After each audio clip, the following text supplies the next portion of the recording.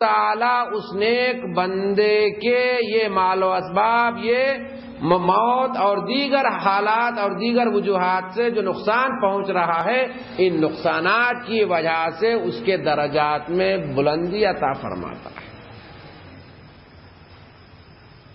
اس کے درجات میں بلندی عطا فرماتا ہے. اس کے جتنے بھی حضور صلی اللہ علیہ وسلم نے ارشاد فرمایا، حضور صلی اللہ علیہ وسلم سے بڑھ کر کوئی دنیا میں کامیاب اور جو نیک انسان ہو سکتا ہے؟ نعوذ باللہ، اگر کوئی کہا تو وہ اسلام سے خارج ہو جائے گا. سرکار سے بڑھ کر نہ کوئی پاکیزہ ہر اعتبار سے کوئی آ سکا نہ آ سکتا ہے. لیکن سرکار دو عالم صلی اللہ علیہ وسلم کیا ارشاد فرماتے والے ہیں؟ سب سے زیادہ مصیبتیں نیک لوگوں پر آتی ہیں. نیک لوگوں میں بھی مصیبتیں سب سے زیادہ انبیاء کرام پر آتی ہیں. انبیاء کرام میں سے بھی سب سے زیادہ مصیبتیں مجھ پر آئی. کون فرما رہے ہیں؟ یہ سرکار فرمائیں. پوری دنیا میں انبیاء کرام پر جتنی مصیبتیں آئی ہیں ان میں سب سے زیادہ مصیبتیں مجھ پر آئی. ایسا ہونا کیوں کر ہوا اور ایسے ہونے کا کیا نتائج سامنے آئے؟ رب تعالیٰ نے حضور سیدنا محمد صلی اللہ علیہ وسلم کو شفیع المذنبین بنایا، شافع محشر بنایا، رحمت للعالمین بنایا، کیا کیا نہیں بنایا. تو آپ جتنے بڑے درجے پر اسلام کے فائز ہوں گے، آپ کو اتنے ہی زیادہ سخت طریقے پر اس دنیا میں آزمایا جا سکتا ہے. جائے گا نہیں، عرض کر رہا ہوں میں آپ، یہ تو رب تعالیٰ کی قدرت ہے، لیکن آزمایا جا سکتا ہے. اگر آزمایا جانے کا مطلب یہ کہ آپ کس حد تک آپ اللہ کے اس دین کو مضبوطی سے تھامے ہوئے ہیں.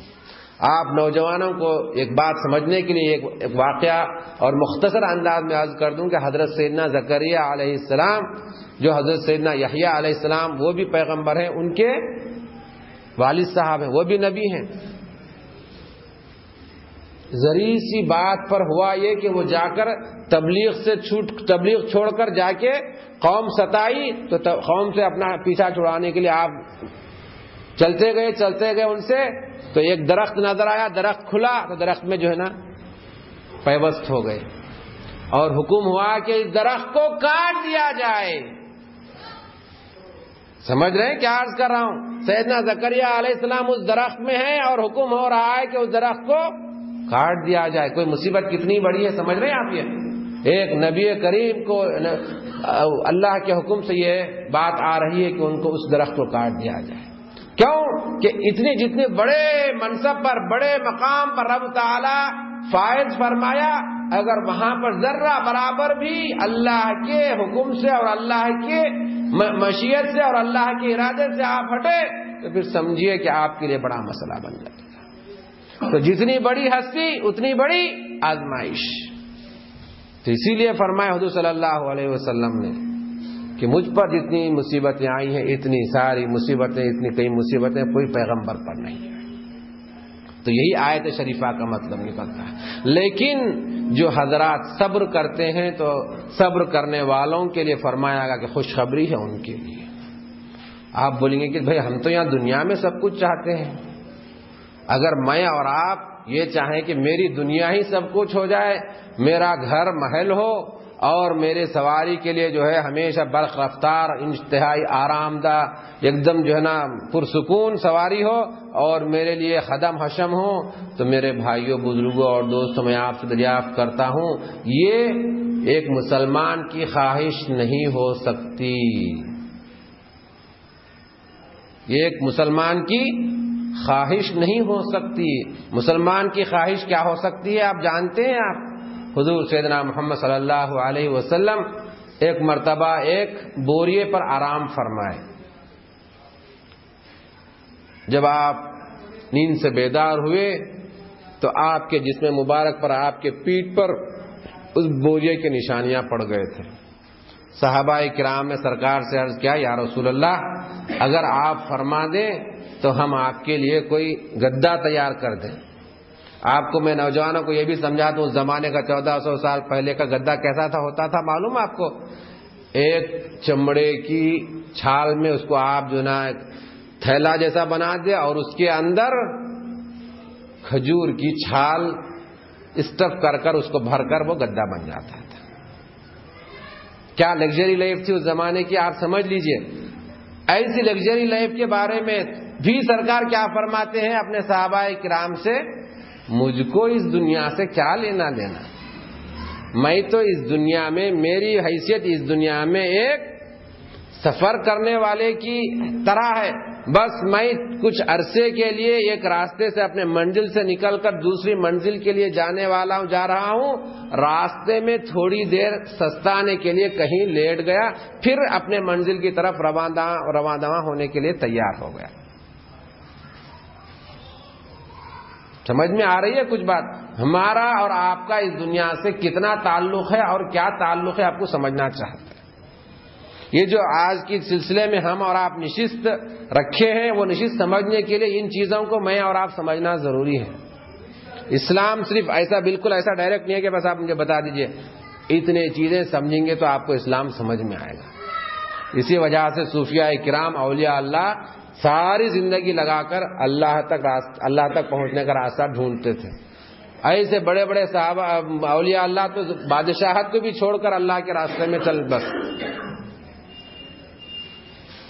تو حضور صلی اللہ علیہ وسلم کا مسلمان اس دنیا میں آرامی کا تصور نہیں کر سکتا اور نہ کرنا چاہیے.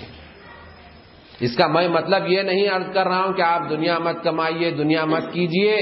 آپ جتنی دنیا کمانا ہے کمائیے, جتنا آپ اپنے لیے حاصل کر سکتے ہیں اس دنیا سے حاصل کیجئے, لیکن اس میں آپ کے حق کے ساتھ ساتھ پورے معاشرے کا اس میں حق ہے. آپ یہاں پر تفصیل میں جانے کی نہ گنجائش ہے نہ ممکن ہے. آپ اس کو محسوس کرنا ہے اور آپ اس کا تفصیل سے مطالعہ کرنا ہے, جاننا چاہتے ہیں. حضرت سیدنا عثمان غنی رضی اللہ تعالیٰ عنہ کی زندگی کے اوراق الٹیے تو آپ کو معلوم ہوگا کہ ایک اسلام کا بلیونیر آدمی, جو آج کا جتنا ہی مالدار ہو سکتا ہے ویسا آدمی, کیسے زندگی اس وقت میں سیدنا عثمان رضی اللہ تعالیٰ عنہ گزارا کرتے تھے. تو بزرگوں اور دوستو, یہ تو ایک آیت شریفہ کے بارے میں عرض کیا کہ آدمی اگر جو نا نیک ہے اور اس پر مصیبتیں ٹوٹ پڑ رہی ہیں تو اس کا مطلب یہ ہے کہ اس کو اللہ تبارک و تعالی نعوذ باللہ عذاب دے رہا ہے. ایسا قطعی نہیں, یہ بالکل میرے اور آپ کے ذہن میں آنا ہی نہیں چاہیے, بلکہ رب تعالی یہ چاہتا ہے کہ ان کے درجات کو بلند کرے اور ان کو اور اپنے قریب کرے. لیکن اس کے تصویر کا دوسرا رخ, اگر کوئی آدمی انتہائی بدکار, فاسق, فاجر, ہر قسم کی اس میں برائی ہے, اگر اس پر کوئی برائی آ رہی ہے, اگر وہ کوئی مسائل سے دوچار ہے, تو وہ صرف اور صرف اس کے اعمال کا نتیجہ ہے, اس کے اپنے اعمال کا نتیجہ ہے. جیسا کہ قرآن مجید نے واضح طور پر ارشاد فرمایا بما کسبت ایدیکم, کہ یہ جتنے بھی حالات تمہارے آ رہے ہیں یہ تمہارے اپنے ہاتھوں سے کمائی ہوئی اعمال کی وجہ سے, کیونکہ تم نے برے اعمال کیے, وہ برے اعمال کے نتیجے میں تم ان حالات سے دوچار ہو رہے ہیں. تو مجھ کو اور آپ کو اپنی زندگیوں کا جائزہ لے لینا چاہیے اور جائزہ لیتے رہنا چاہیے کہ اس طرح کے حالات ہماری زندگیوں میں کیوں پیدا ہوتے ہیں. اگر آپ بالکل صاف ستھرے ہیں, اس کے باوجود بھی آپ کی زندگی میں حالات پیدا ہو رہے ہیں, تو اس کا مطلب یہ ہے کہ اللہ تبارک و تعالی آپ کو اور مزید قریب کرنا چاہتا ہے اور مزید اونچے درجوں پر فائز فرمانا چاہتا ہے, جس کے لیے آپ کو ان آزمائشوں سے, ان مصیبتوں سے گزار رہا ہے. اور آپ کو نہیں سمجھ میں آتا تو میں آپ کو ایک شعر یاد آ گیا, آپ کو عرض کر دوں تو آپ کو معلوم ہوگا کہ اتنی بڑی ہستی جن کا صبح و شام میں اور آپ ان کا نام لیتے ہیں, ان کی زندگی کیسی تھی. حضرت سیدتنا فاطمہ الزہرا رضی اللہ تعالی عنہ, جن کو حضور سیدنا محمد صلی اللہ علیہ وسلم میں خاتون جنت, یعنی جنت کے خواتین کے سردار, جتنے بھی خواتین جنت میں داخل ہوں گی ان سب کے سردار کون ہوں گی؟ حضرت بی بی فاطمہ الزہرا رضی اللہ تعالی عنہ. وہ اپنے بارے میں فرماتی ہیں صبت علی مصائب لو صبت علی الایام سرنا لیالیا, مجھ پر اتنی مصیبتیں ڈالی گئیں، اتنی پریشانیاں مجھ کو لاحق ہوئی کہ اگر وہ مصیبتیں، وہ پریشانیوں کو دنوں پر، اجالوں پر ڈال دیا جائے تو وہ اجالے اور دن رات بن جائیں گے۔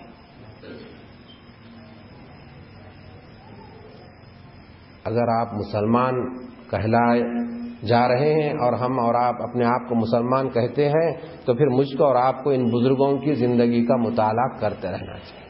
چھوٹی موٹی پریشانیوں پر ہمارے خواتین جو ہے نا، نعوذ باللہ، اللہ تعالیٰ تک جو ہے نا کوسنے لگ جاتی ہیں، ارے میں کس کا کیا بگاڑا تھا، میں ایسا کر دیا، ویسا ہوا۔ یہ ایمان سے دور ہونے کی نشانیاں، علامتیں ہیں۔ غیر محسوس طریقے سے ہم اپنے آپ کو اسلام کے دائرے سے نکال رہے ہیں۔ اگر کوئی آدمی جان بوجھ کر اس طرح کے کلمات ادا کیا تو پھر وہ اسلام سے خارج ہو جائے گا۔ اللہ تعالیٰ نے تو ارشاد فرمایا کہ اللہ تبارک و تعالیٰ اپنے لیے یہ لکھ لیا ہے کہ وہ کسی پر ظلم ہی نہیں کرے گا۔ ظلم کرنے کا تصور تو رب تعالیٰ کی بارگاہ میں ہے ہی نہیں۔